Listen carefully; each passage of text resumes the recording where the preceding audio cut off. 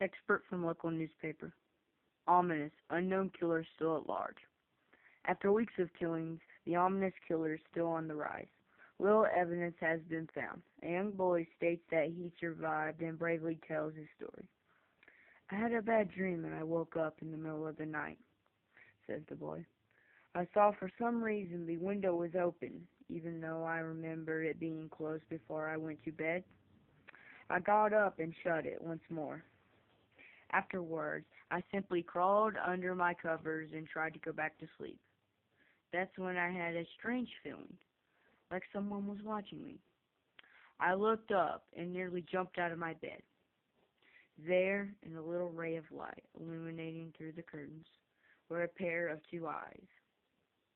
These weren't regular eyes. They were black, ominous eyes. They were bordered with black. They just plain out terrified me. That's when I saw the mouth, a long, horrendous smile that made every hair on my body stand up. The figure stood there, watching me. Finally, after what seemed like forever, he said it. A simple phrase. Sorry. Only a madman could say it.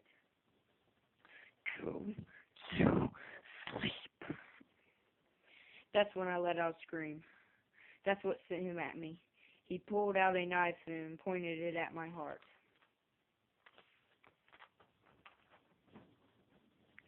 He jumped on my bed.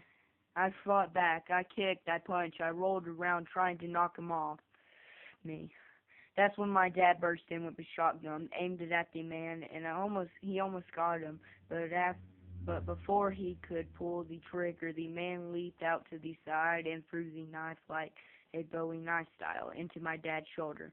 He let go of the gun, and the man would have probably finished him off if he would have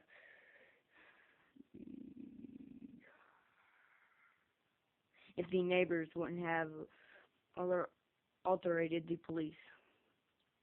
He drove They drove into the parking lot and ran towards the door. The man ran towards the door. Oh, that crap. They ran towards the door. I'm sorry, guys. I'm just going to read the story. I'm sorry. The man turned and ran down the hallway. That's when I heard a smash, like broken glass. I came out of my room. I saw the window that was pointing towards the back of my house broken. I looked out to see him vanish into the distance. I could tell you one thing. I'll never forget that face, those cold, evil eyes, that psychotic smile. It'll never leave my head. Police are still on the lookout for this man. If you see anyone that fits the description in the story, please contact your local police department.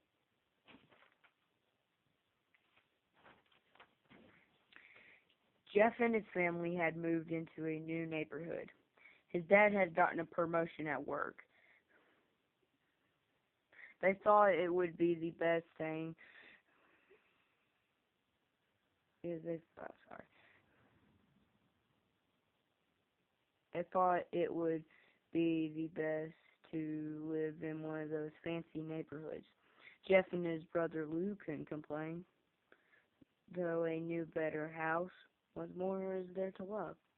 As they were getting unpacked, one of the neighbors came by. "Hello," she said. "I'm Barbara. I live across the street from you." You will, I just wanted to introduce myself and my son." She tore, she, she turns around and calls her son. "Billy, come over here. These are our new neighbors." Billy, Billy said hi and went back to his yard.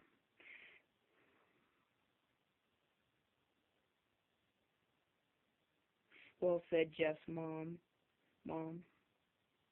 this is my husband, Pete." Oh, went back to his yard. "Well," said Jeff, I'm sorry, you guys. I'm horrible at reading stories. Well, said Jeff's mom, this is my husband Pete, and those are our two sons, Jeff and Lou. They call it, they call each, they, they each introduced themselves, and Barbara invited them to Billy's her son's birthday party.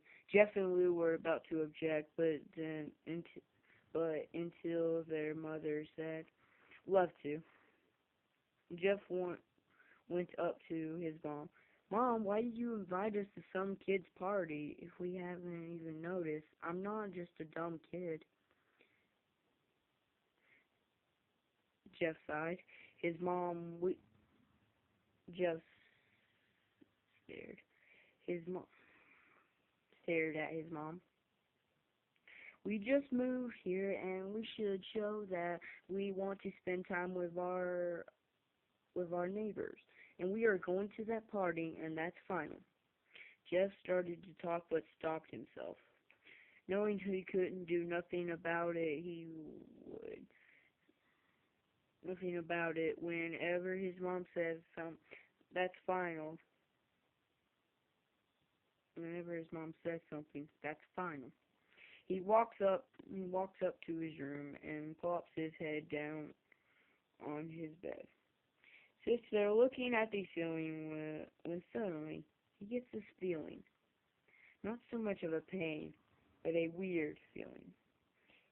He dismisses it as a random feeling.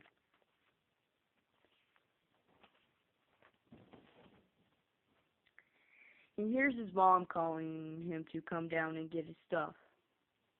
He walks down to get his stuff. The next morning, Jeff walks down the stairs to get breakfast and get ready for school. As he sat there eating his breakfast, he got that feeling. Only this time, it was stronger, even a slight tugging pain. He once again dismissed it. As he and Lou finished breakfast, they walked down to the bus stop. They sat there, waiting for the bus.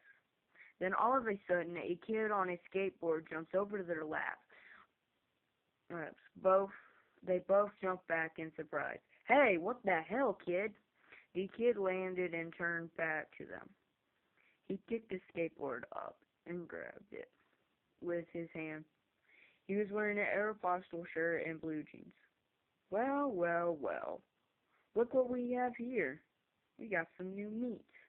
Suddenly 2 other kids appeared. One super skinny and another super huge. Well, since you're new, let me introduce ourselves. Over there is Keith. Jeff and Lou look at the skinny kid. He had a toopy face that you would expect a sidekick to have. And that's Troy. They looked over at the fat kid. You talk about a tub of lard. Looks like he hadn't exercised since he began to crawl. And I am Randy. So to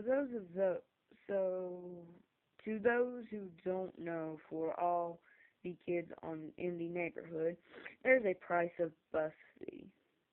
If you catch my drift, Lou stands up ready to punch the kid's lights out. Not when his friend pulls out a knife. When Randy's friend pulls out a knife. I hope you'd be more cooperative, but it seems we must do this the hard way. Randy walks up to Lou and takes his wallet out of his pocket. Jeff gets that feeling again. Now it's truly strong, like a burning sensation. Jeff stands up, but Lou signals him to sit down. Jeff ignores it. Listen here, you little punk. Give back my bro's wallet or else. Randy puts Lou's wallet back in his pocket, then pulls out a knife and says to Jeff, "Oh, and what are you going to do about it?" Just as he's finished his sentence, Jeff pops the kid in the nose. The kid reaches for his face. Jeff grabs his wrist and breaks it. Randy screams. Jeff grabs the knife from his hand, and Troy and Keith rush over to him. Jeff is too quick for Troy and Randy.